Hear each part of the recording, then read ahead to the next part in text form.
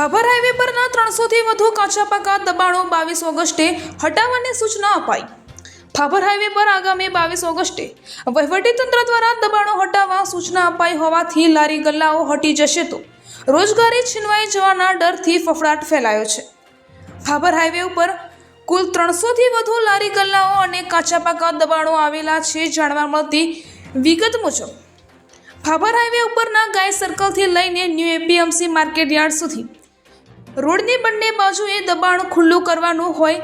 દબાણ દૂર કરવા માટે આસિસ્ટન્ટ કલેક્ટર અને સબ ડિવિઝન મેજિસ્ટ્રેટ સુઈગામ પ્રાંત કચેરીના હુકમ મુજબ સૂચનાઓ આપવામાં આવી છે કે રોડની બંને સાઈડોમાં રહેલા દબાણો, લારી ગલ્લા, શેડ અને પાકા બાંધકામો સ્વેચ્છાએ ખુલ્લા કરી નાખવા, અન્યથા દબાણો દૂર કરવાના સમયે દબાણવાળી જગ્યાએ જે તે સામાન, વસ્તુ, લારી ગલ્લા વગેરે હશે તો તે જપ્ત કરવામાં આવશે તેવી સૂચનાઓ આપવામાં આવી હતી અને દબાણ દૂર કરવા માટે જે તે ખર્ચ થશે તે પણ દબાણદાર પાસેથી વસૂલ કરવામાં આવશે તેવી જાહેરાત કરવામાં આવી હતી। પાલિકા દ્વારા આપવામાં આવી હતી અને પાલિકાના વાહન દ્વારા લાઉડ સ્પીકર વગાડી દબાણો સ્વેચ્છાએ દૂર કરવા માટે સૂચનાઓ અપાઈ હતી।